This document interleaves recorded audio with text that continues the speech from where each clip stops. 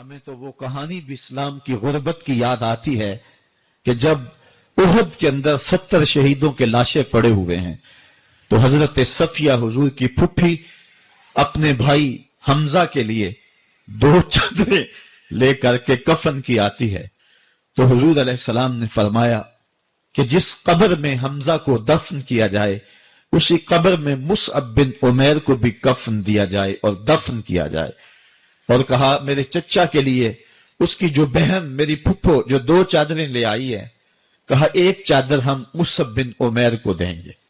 یہ مصعب بن عمیر کون ہے؟ تاریخ پڑھو، کتنی دل آویز تاریخ ہے۔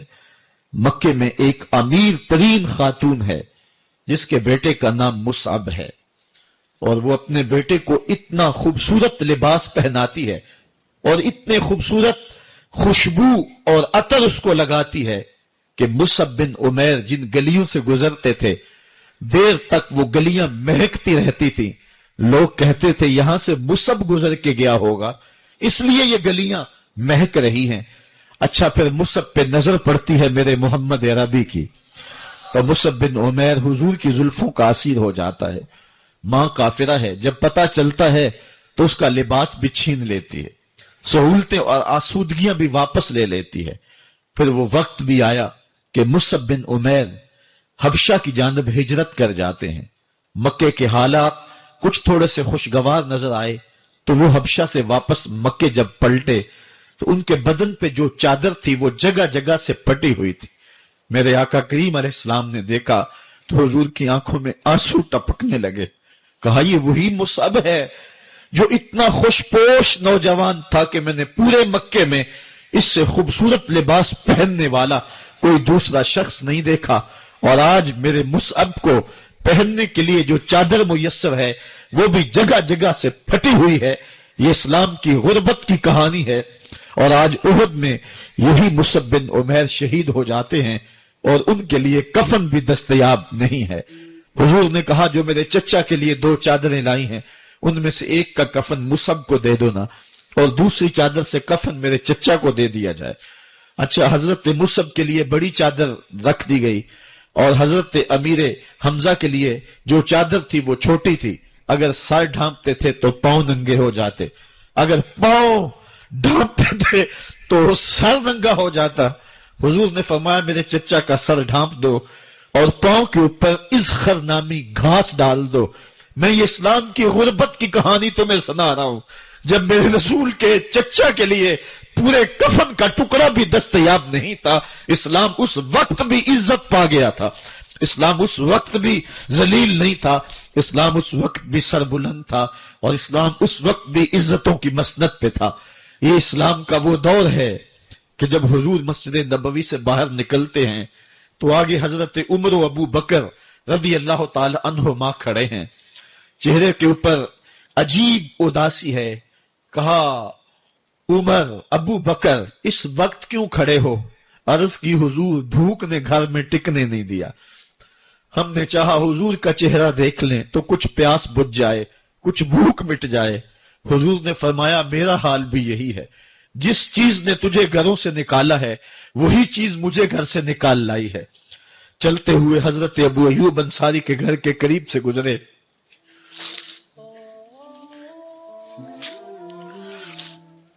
حضور کی خوشبو پا کے وہ باہر آ گئے۔ عرض کی بندہ نواز آج میرے مہمان نہیں بنتے؟ حضور نے کہا تمہاری مرضی۔ گھر لے گئے، چٹائی بچھائی، حضور کو بٹھایا، گھر والوں کو بکری کا بچہ ذبح کر کے دیا، کہا جلدی جلدی کھانا تیار کرو، میرے آقا کو بھوک لگی ہوگی۔ یہ کہہ کے واپس آئے، حضور کے پاس بیٹھے، نظر چہرے پہ پڑی تو گھبرا گئے۔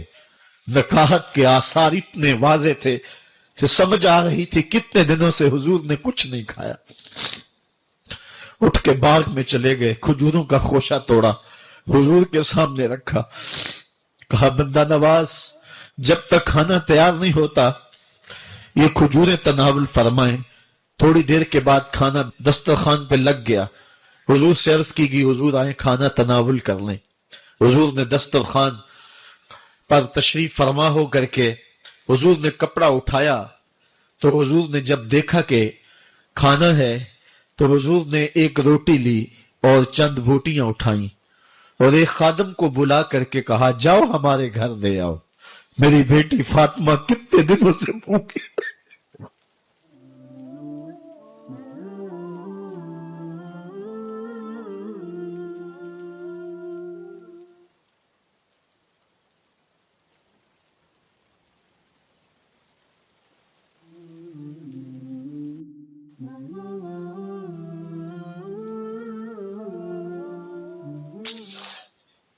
کہا جاؤ ہمارے گھر لے آؤ، میری فاطمہ کتنے دنوں سے بھوکی بیٹھی ہوئی ہے، مال کے کونین ہیں گو پاس کچھ رکھتے نہیں، دو جہاں کی نعمتیں ہیں ان کے خالی ہاتھ میں۔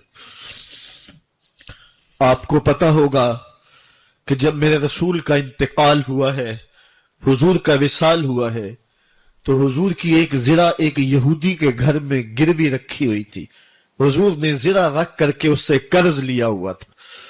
یہ اسلام کی غربت کی کہانی ہے، اور پھر اللہ نے اسلام کو امارت کے رنگ بھی دیے۔ اور تمہیں کہانی سناؤں، حضرت عدی بن حاتم روایت کرتے ہیں، صحیح بخاری میں روایت ہے۔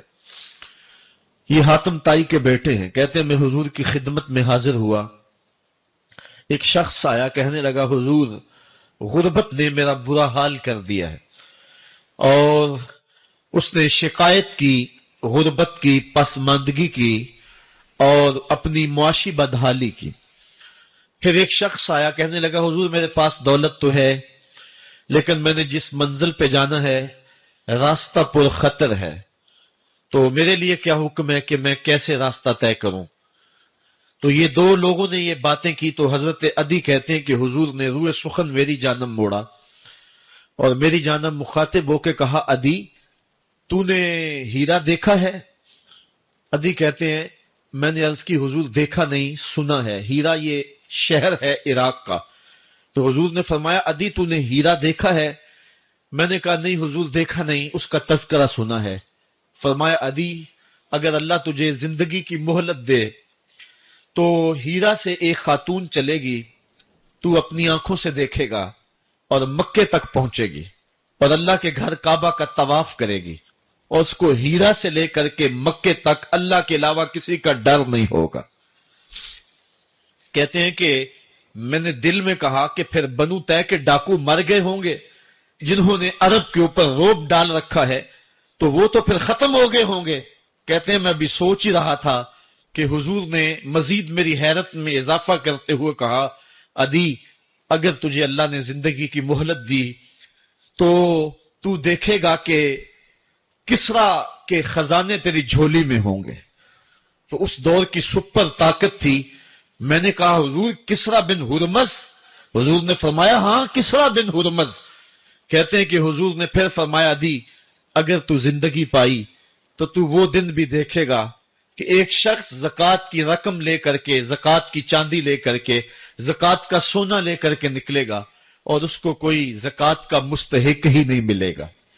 حضرت عدی بن حاتم کہتے ہیں کہ پھر میں نے وہ منظر اپنی آنکھوں سے دیکھا کہ ہیرا سے خاتون چلی اور مکے تک پہنچی اور امن ایسا تھا کہ اس کو اللہ کے علاوہ کسی کا ڈر نہیں تھا۔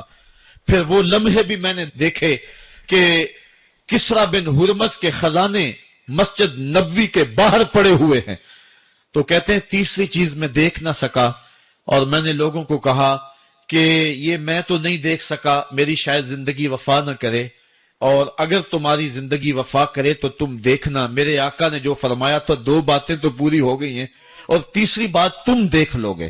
حضرت یحییٰ بن سعید فرماتے ہیں کہ حضرت عمر بن عبدالعزیز کا زمانہ تھا اور انہوں نے مجھے افریقہ کی جانب زکوٰۃ وصول کرنے کے لیے بھیجا۔ میں وہاں سے زکوٰۃ وصول کی اور پھر میں زکوٰۃ لینے والے مستحقین کو ڈھونڈنے لگا تو کہتے مجھے کوئی مستحق نہ ملا۔ پھر میں غلام پکڑتا اور اس کے پیسے دے کے اس کو آزاد کرواتا چلا جاتا۔ حضرت عمر بن عبدالعزیز کا زمانہ ہے کہ گورنر ہے عراق کا، وہ حضرت عمر بن عبدالعزیز کو لکھتا ہے کہ اتنی رقم ہے اس کا کیا کرنا ہے؟ تو عمر بن عبدالعزیز کہتے ہیں رقم لے کے یہاں نہ آنا، وہاں عراق کے لوگوں میں بانٹ دو، جو زکوٰۃ کے مستحق ہیں ان کو تقسیم کر دو۔ تو گورنر لکھتا ہے جو مستحق ہے ان کو دے دی، اب کوئی مستحق نہیں رہا تو میں کیا کروں؟ تو حضرت عمر بن عبدالعزیز کہتے ہیں جو مقروض ہیں ان کا قرض اتار دو. تو کہتے ہیں کہ ہاں قرض بھی میں نے اتار دیا ہے، رقم پھر بھی بچ رہی ہے، کیا کروں؟ تو حضرت عمر بن عبدالعزیز نے پھر لکھا جو شخص شادی کرنا چاہتے ہیں ان کا حق مہر ادا کر دو. میں نے کہا کہ وہ بھی کر دیا ہے، رقم پھر بھی بچ گئی، اب کیا کروں؟ تو حضرت عمر بن عبدالعزیز نے مجھے لکھا کہ جو غیر مسلم ہیں جنہوں نے ٹیکس دیا ہوا ہے، جتنا ٹیکس دیا ہے اس سے دگنے پیسے ان کو قرضے میں دے دو اور ان کو کہو جاؤ اس کا کاروبار کرو، کھیتی باڑی کرو، اور ساتھ انہیں یہ بھی کہہ دینا قرض کی فکر نہ کرنا اور زیادہ اس میں پریشان نہ ہونا، جب دے سکو گے دے دینا.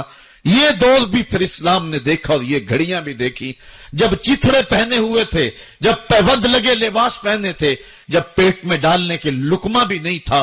اللہ کا دین اس وقت بھی غالب تھا، اور جب گلیوں کے اندر ریشم بکھرا ہوا ہوتا تھا کوئی اٹھانے والا نہیں تھا، دین اس وقت بھی غالب تھا.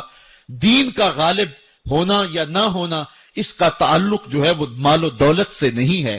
اقبال کہتا ہے کہ زوال بندہ مومن کا بے زری سے نہیں، مومن کا زوال بے زری سے نہیں ہے بلکہ اس کا سبب کوئی اور ہے. وہ سبب ڈھونڈنا ہے کہ ہم دنیا میں رسوا ہو کے کیوں رہ گئے، ہم زمانے کے سامنے تماشا کیوں بند کے رہ گئے، آج نبی کی امت پوری کائنات میں رسوا ہو کے کیوں رہ گئی. آج ہمارا تماشا دیکھا جا رہا ہے، آج بھوکے کتوں کو ہماری بے شر بہنوں کے اوپر چھوڑا جا رہا ہے اور اس کا تماشا دیکھا جا رہا ہے. کیا ہم نے یہ دن بھی دیکھنے تھے؟ ہم نے سراغ لگانا ہے.